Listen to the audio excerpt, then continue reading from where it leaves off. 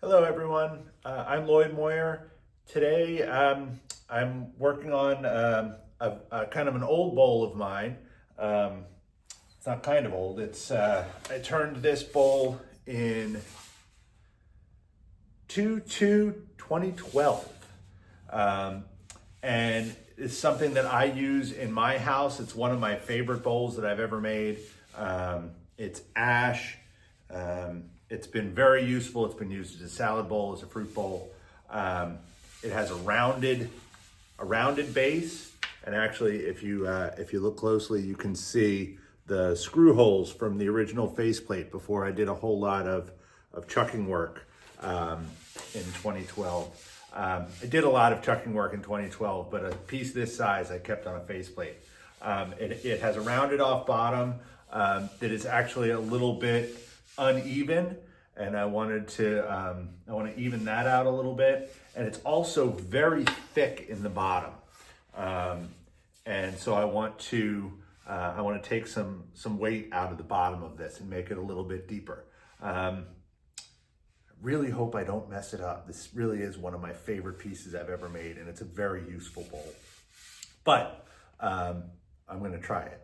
So I'm going to start by putting it between centers and cutting a groove in the bottom so I can put my close my jaws over it, and then I'll turn it around. Actually, I'll turn it around, and I'm going to bore out a place to expand into the bottom, turn it around, finish the bottom the way I want it finished, turn it back around, and dig some out of the middle. So that's what you're going to see today. Okay, so what I have here is a piece of American red cedar that I've mounted on my screw center, and this is going to work as a jam chuck. And then I've taken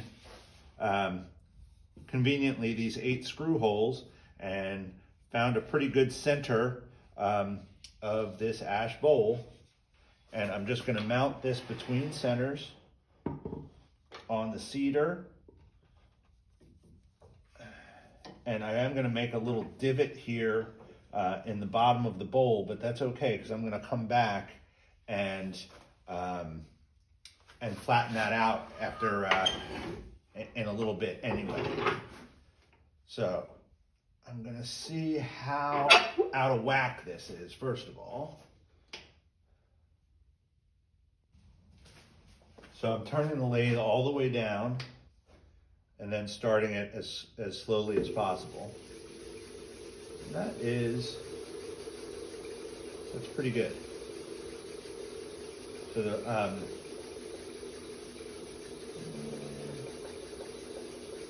I think first I'm going to try to mark where I want my jaws to go. See if I can do that without evening this out at all.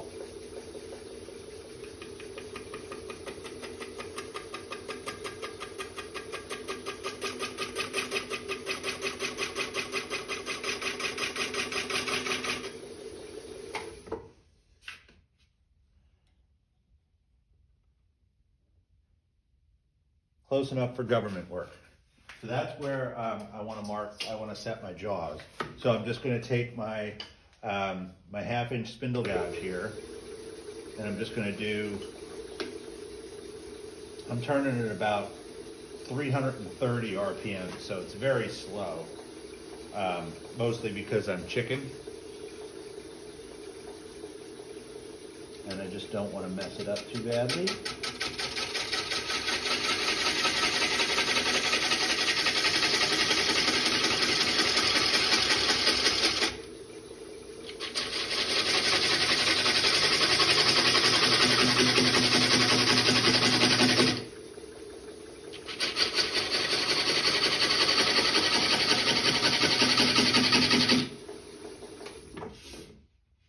So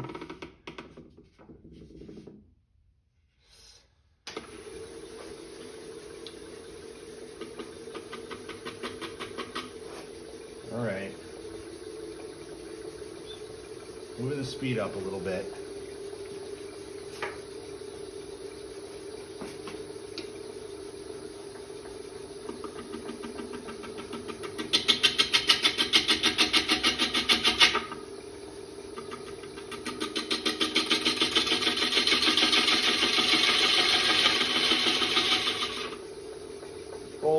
long way with me.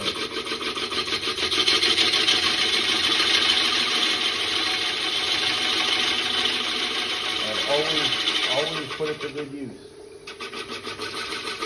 If anything that I have made, this is the one that I think my kids might want.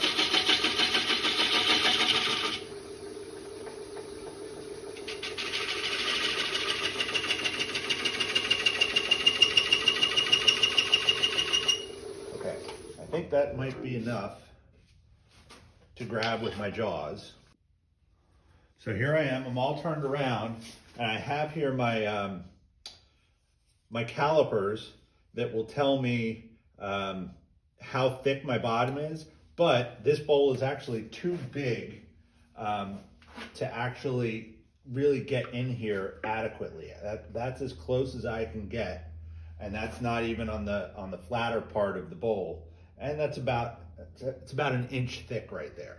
So here at the top, you know, that's about a 1/4 inch. So I really do have a lot of room in this bottom. Now I've just made some of it, I've just taken a little bit of it for the foot that I just made. But I certainly have enough room to put a recess in here to expand, finish the bottom off again, and then come around and hollow some out. Okay, so these initial cuts I'm going to do with my my smaller bowl gouge, which I think is a 1/2 inch bowl gouge. It's usually 3/8, 1/2 inch, and 5/8, and I have all three, and this is the middle one. So here goes. First, I just want to, I'm just going to even this out. Make sure that I'm flat here.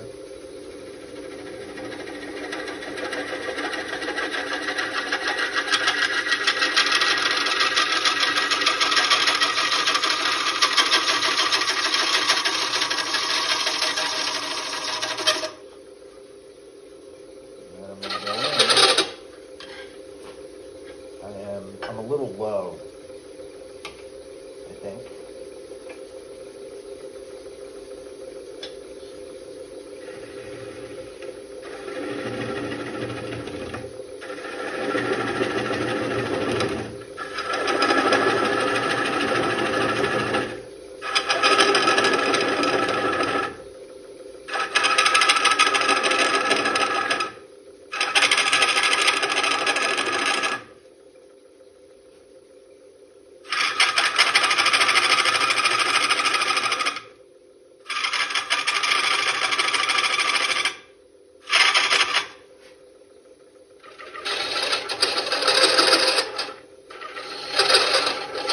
Making some vibrating noise. So I really am a bit far out on the tool rest. Doesn't look like I am, and here I'm not, but from where I'm resting the tool, I really am a bit ways out.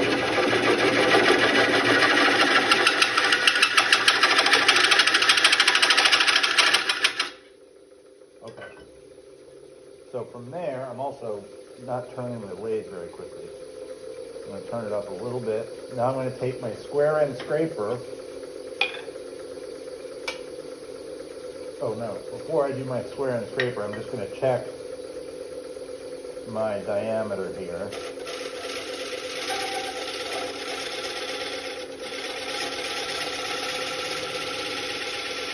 Okay. Just marking where my jaws are going to expand.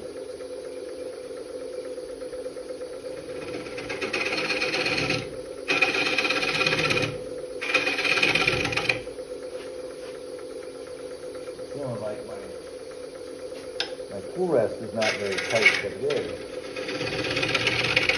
I'm also a ways out on the tool rest, which doesn't help. A ways out from the post. You know, your best support on this is right in the middle here, and I am out on the edge a little bit. And I'm still low.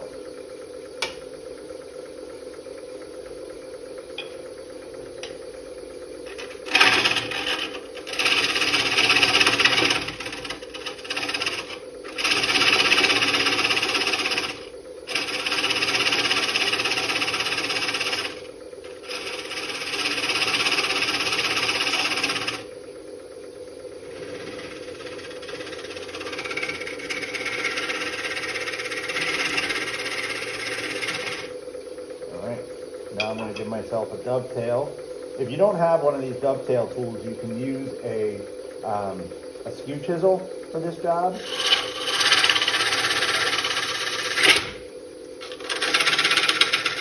Little catch there.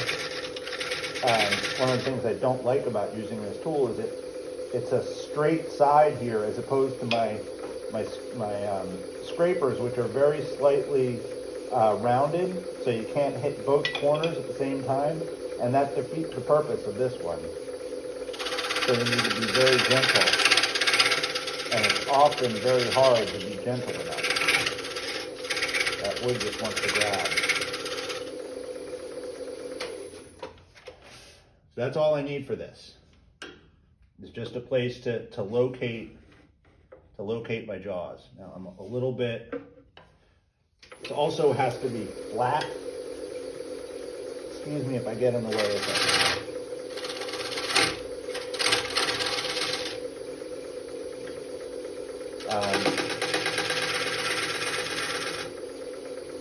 The surface needs to be flat so that the jaws sit flat and then expand. Okay, next step. So now I'm turned around, I'm expanded into my chuck and turned back around. Now I'm just gonna make this official, I guess. I'm gonna clean this up. I think I'm gonna flatten this base. I've never been thrilled with the attempt I made making this a rounded base bowl. It never sat evenly enough. So I'm gonna start with my skewed scraper here.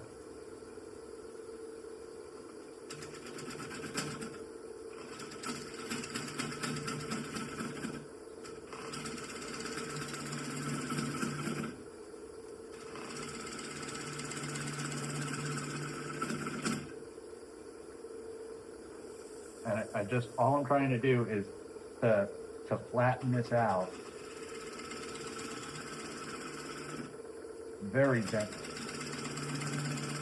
I don't want to go too far out because on a bowl this size, you really ought to be supported much further out. I'm supported from about here. So the further out here I get, the more the bowl is going to move. And I'm happy with the bowl here. I don't need to do anything from about here out on the inside. And on the inside, it's even, or on the outside here, it's even less. So I'm just trying to flatten this.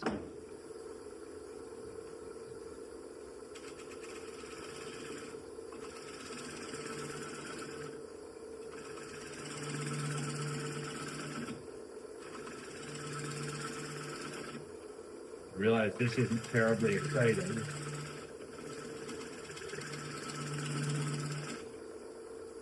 It's nerve-wracking for me though, so maybe that's fun for you to watch.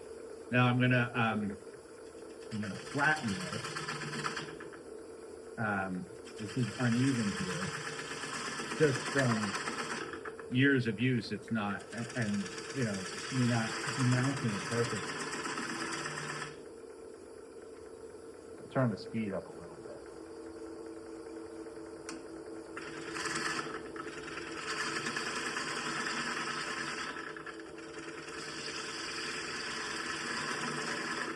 I'm being very conservative with these cuts. I'm sure I could be much more aggressive. That's fine. But, as I said, this bowl is kind of dear to me. So I'm trying to be gentle. Really don't want to mess it up here. There are a lot of things that you can fix if you mess it up. I'm trying to not do any things.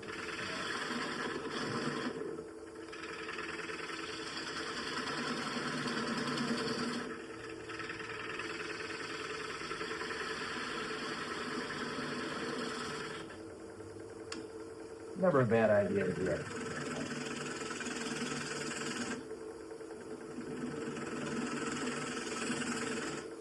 So one of the challenges that I have not faced in years or decades is a bowl that has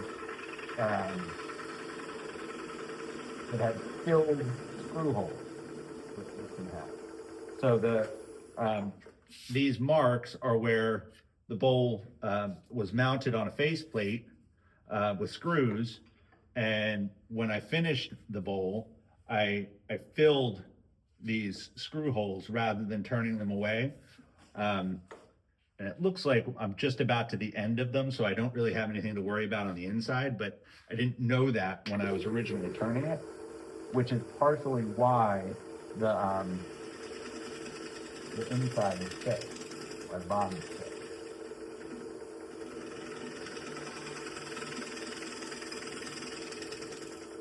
I'm going to do a little bit of finishing off.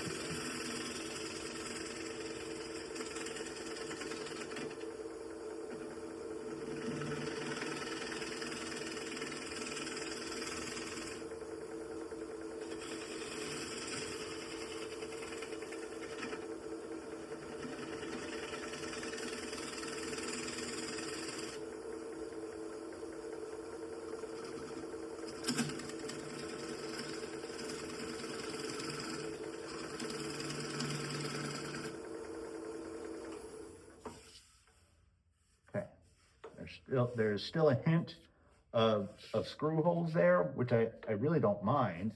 Kind of time travelers, you know? So I'm going to leave them.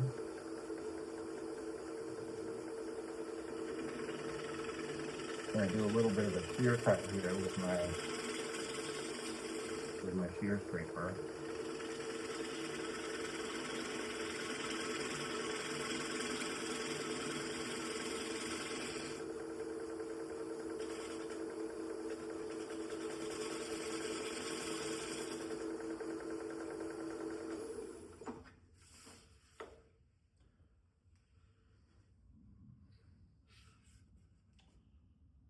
I think that should be enough of a foot. It's it's a similar size to the foot that I had before, so it should be fine.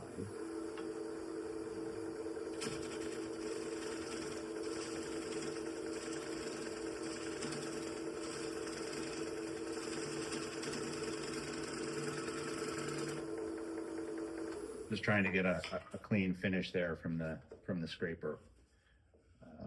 Which I have. Okay, great. So I'm just going to sand this, and I'm going to start with, should be able to start with 180 grit.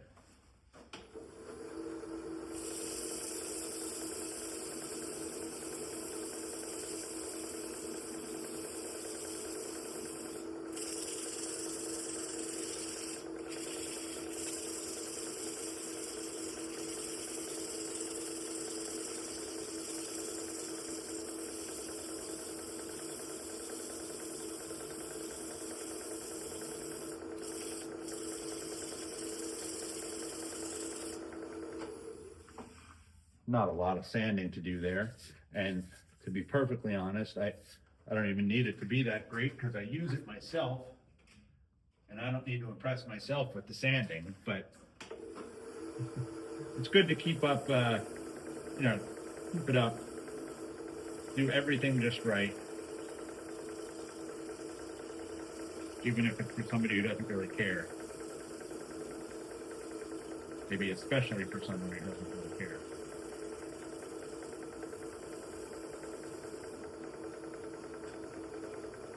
$220. Now I'll do the $320. I can find my piece at $320. There it is. Sorry.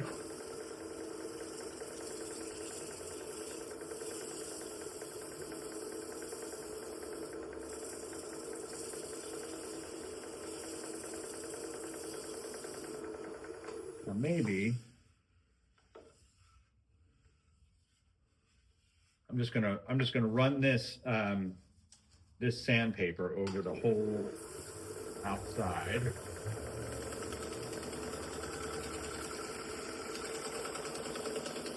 Really, all I'm doing with this is, I'll put some finish on the outside, but I'm really more cleaning than anything else. You can see everything that it's accumulated over the years. And then I'll put some extra finish on there.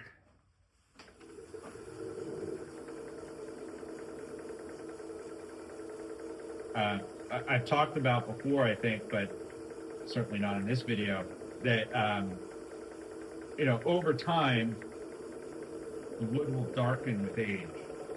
Always does. You know, and it fades. The cool grain patterns, the cool color variations, they all fade. They don't disappear, but they always fade. And so when you finish something like this, you can see where the color variation is, where it's newly cut and where it's been around for a while. And put some extra finish in here because it is ash, and ash is a pretty open grain. So just to get into some of the grain a little better here. Can actually see, I don't know how well you can see it, but right here there's some yellow. It's almost like highlighter yellow that is from the glue that I use to fill these screw holes that are there's still just a hint of them here. And with the lathe running, you can really see where that color change happens. When I turn the lathe off, you're not going to notice it as much. But given time, that'll all even out.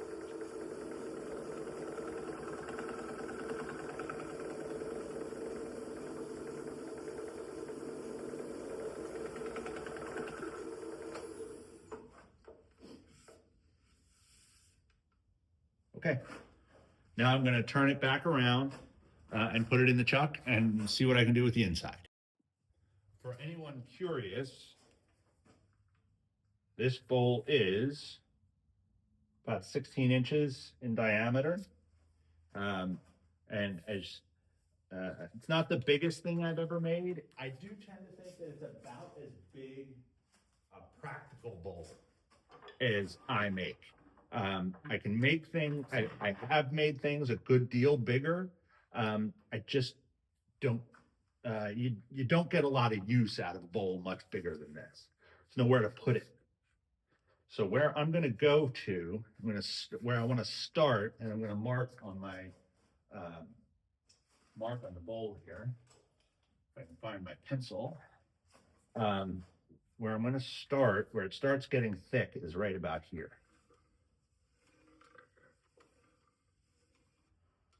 So I'm going to go in, and I don't think I need to go a whole lot deeper than what I've dug out here already. I can check my depth gauge. Don't think it's going to do me a whole lot of good because this bowl is very deep. Now, my depth gauge is not deep enough to even gauge this. So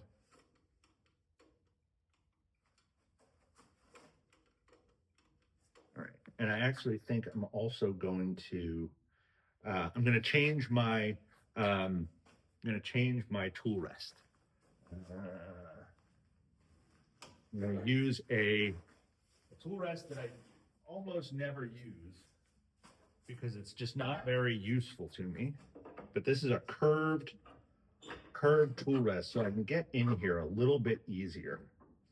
The reason I don't use it is, as I said before, you know, the further out from the tool rest you get from the center post, the more give you have. And you're way out here, and there's going to be give in the tool rest here, and you just don't get as good support.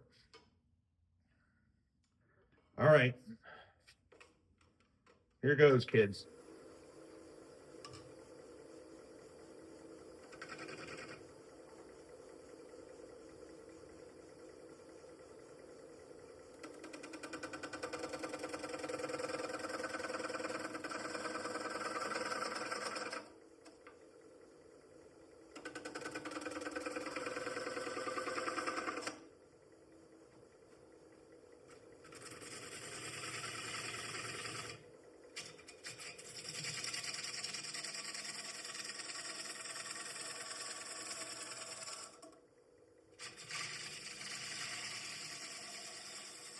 Maybe you're wondering what that big black stain in this bowl is pretty sure it was an apple. some piece of fruit that thing's bad and rotted in there.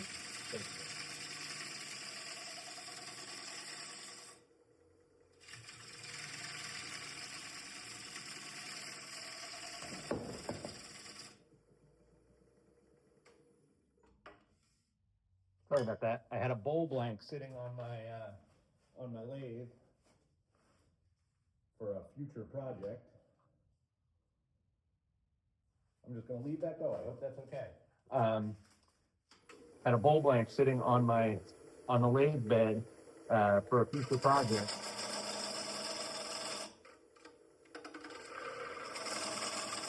And it fell. So sorry for the disruption. Noted that.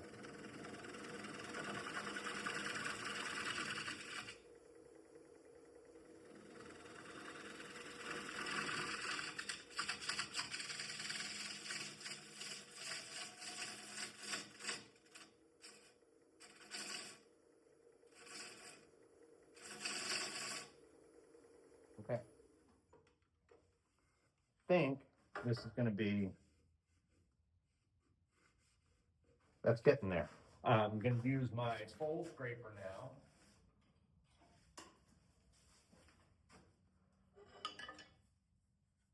I think I'm going to sharpen my bowl scraper, so give me a second. All right, so now my bowl scraper is sharp. So my other tool's out of my way here. And I am just below center, and I want to be just above center, so that when I am at center, I'm pointing down just a little bit there.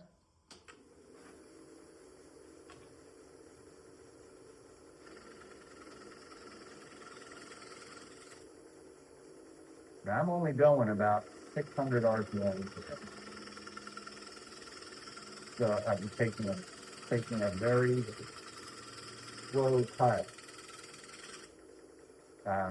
because I'm trying to get a nice finish. And the slower you're moving in RPM, the lower your RPM, the slower you have to go to get a good cut. In general, but especially with this.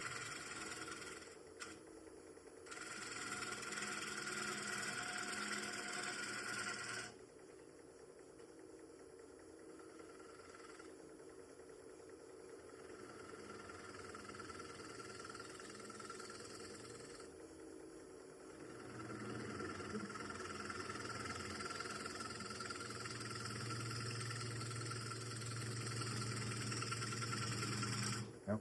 I'm getting some vibration there, both because I'm trying to go too quickly, and I'm a little bit far out on the tool edge.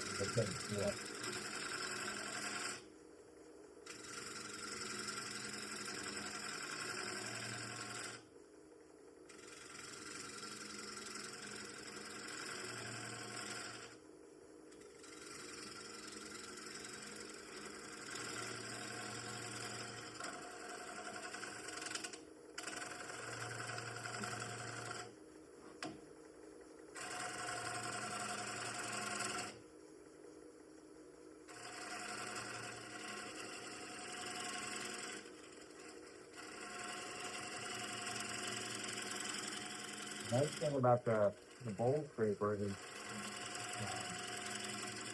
especially the bowl scraper like this, I can go this way or this way, and it doesn't really make any difference for the cut.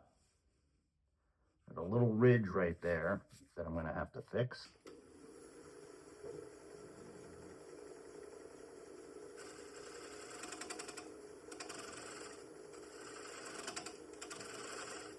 The difference in the handle, maybe not even a rig, it's more a difference in the handle. That's a pair of it.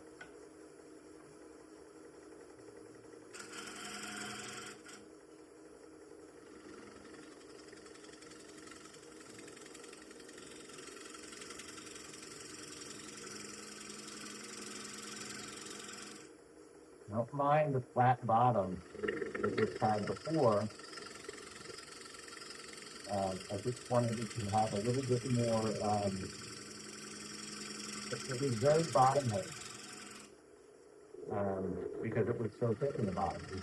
You know, it was 4 times thicker in the bottom than it was at the top, which is,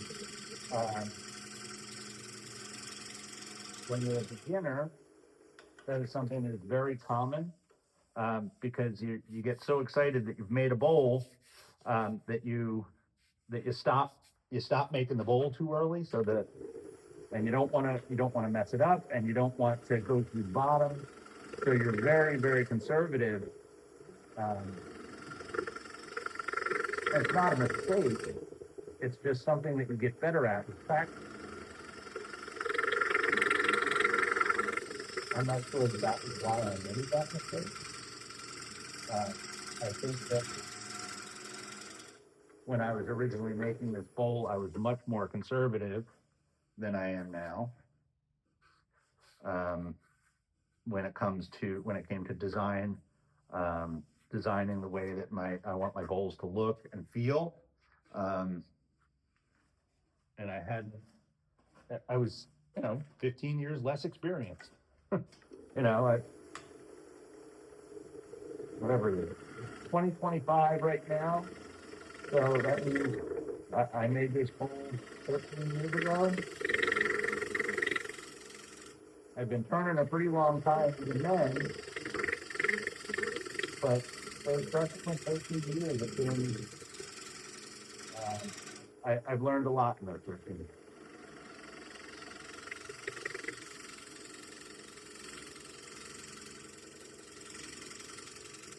Which is, as I've said before, basically just means I've made a lot of mistakes in those 13 years and paid attention when I made them.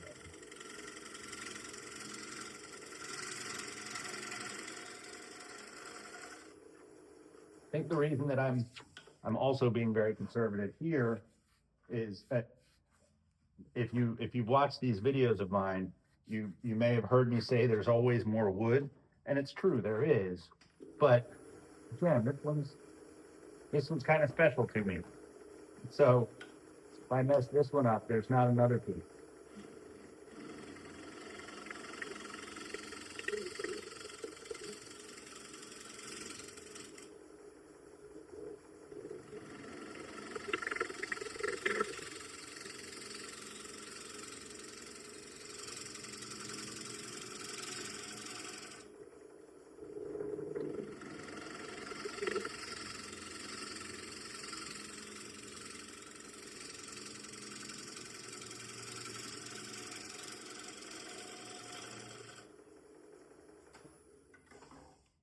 I think, my friends,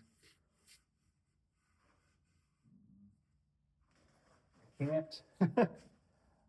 can't judge how deep that is.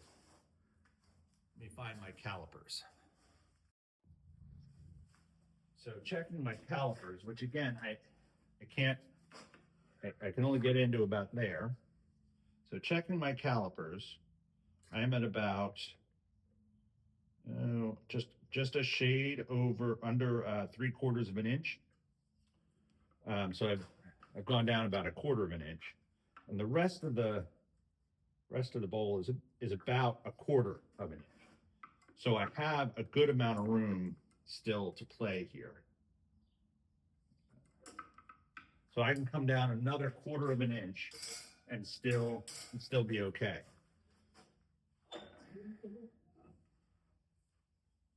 So that's what I'm gonna try.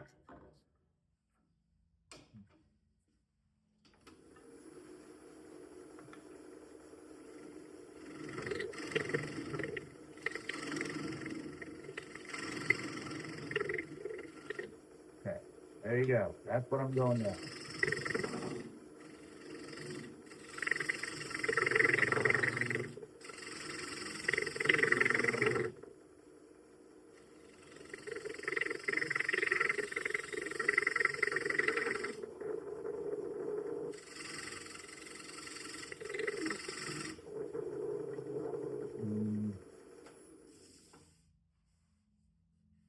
it's gonna be fine. So I'm gonna try with my square end scraper real quick here. See how badly I can mess this up. I just wanna take some material out. And the square end scraper is a little better for this than the rounded one.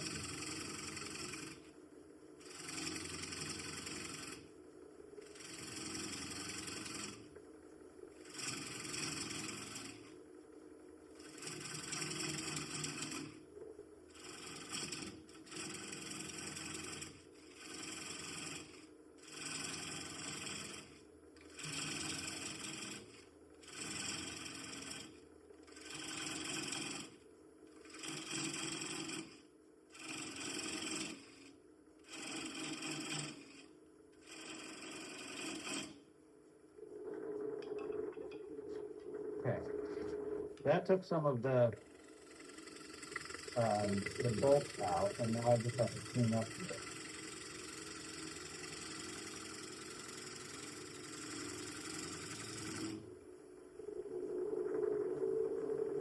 Taking the speed up just slightly, now up to 760.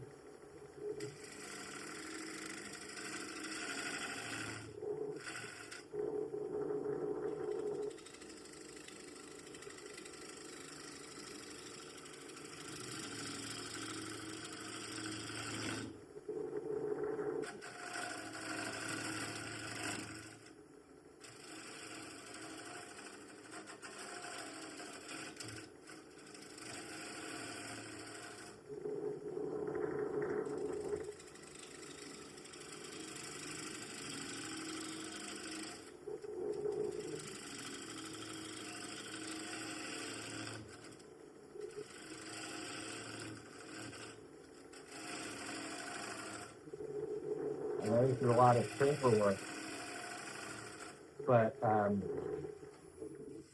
you know, when I was turning this bowl, I was not comfortable using a scraper.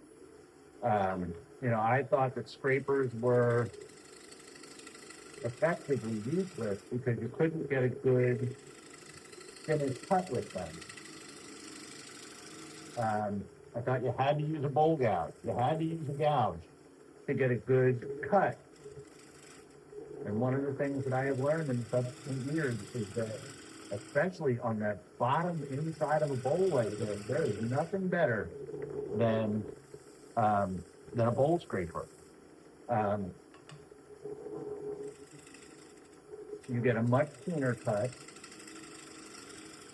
Again, it has to recharge, and you have to do it well, and it takes practice. But this is the job for a bowl scraper, is what I'm doing right now. The hard part of this that I'm doing right now is getting an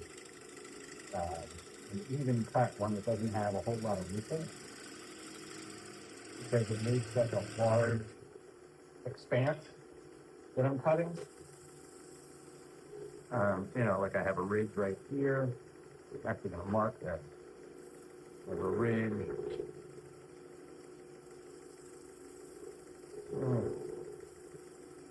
There's a little ridge right there.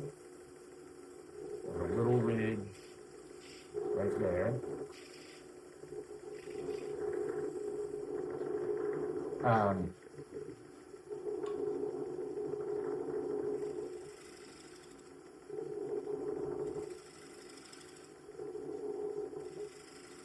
Sorry, just concentrating over here.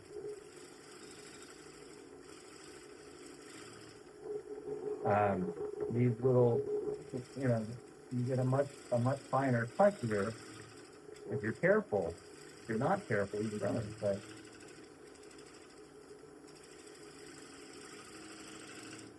and you have much more control with the scraper on the inside of the bowl than you do with the gouge.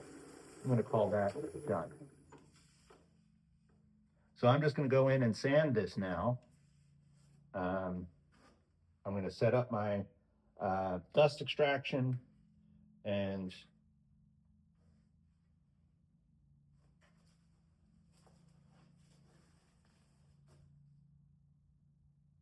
tell me my sound is not on.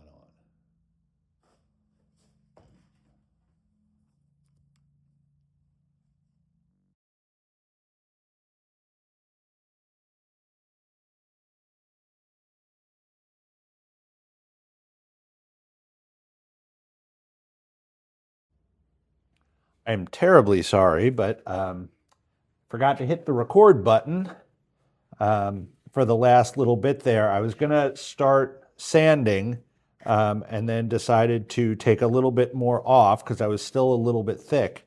But now here I am at the sanding stage again after having checked the camera. So that's what I'm going to start with anyway here. We'll see how much sanding I need to do while you watch. I was still felt like I was a little bit thick in the bottom. So I took a little bit more out with my my larger bowl gouge, which seems to have done what I wanted it to do. You can see all the wax and the buildup of years in the sandpaper here. When I clean, when I wash this bowl and any bowl that I use of mine, the way that I clean them is I wash them in the sink with soap and water, warm water, and then I have a bottle of Howard's Butcher Block conditioner, which is basically just mineral oil and beeswax, and they all get a squirt of that after they're washed and dried, and then wiped in with a paper towel and just let go. That is the way that I tell my customers to take care of their bowl as well. It's not necessary, but it certainly doesn't hurt. It keeps the bowl conditioned and looking pretty.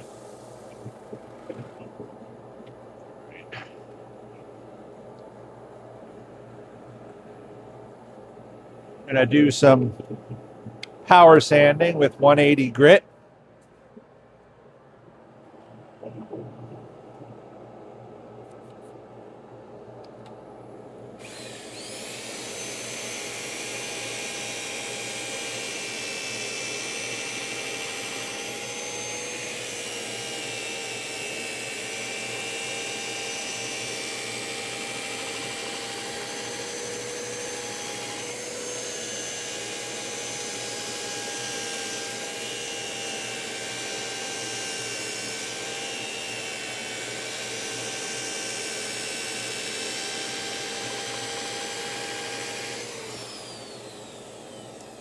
The biggest challenge that I've actually encountered in this experience has been the crossover from where I'm turning to where I'm not. And the sandpaper is really doing just fine, taking care of that ridge.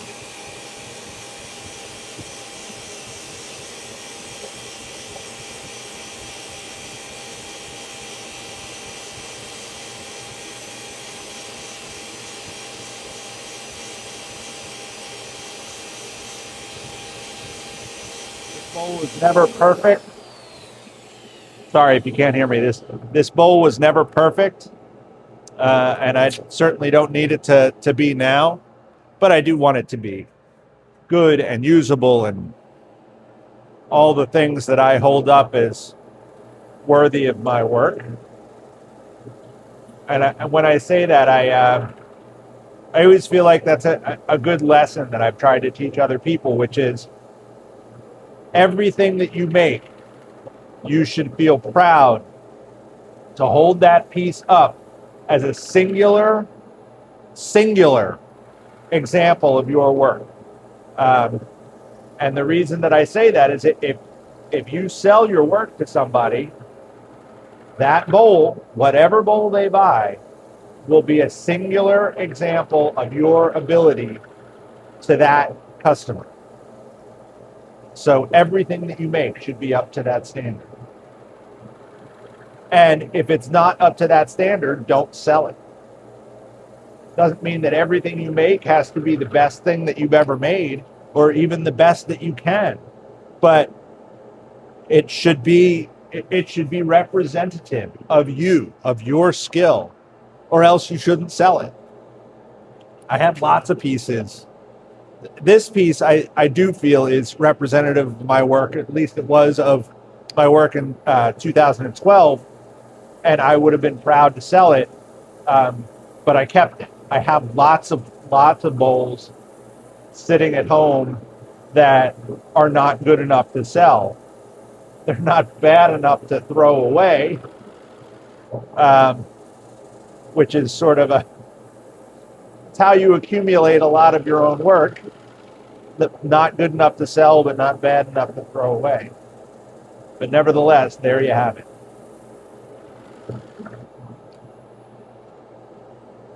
Good. I'm going to call that good enough to be used in my kitchen. And I will put some finish on this. And then we will take it out of the jaws and be good to go.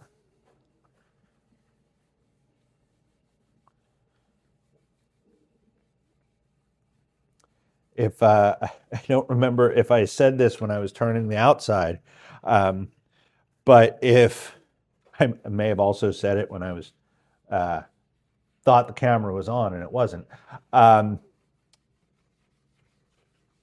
If I was planning to resell this item, I would pay more attention to getting the colors to match, and that would probably mean sanding the entire inside of the bowl here so that all the colors matched.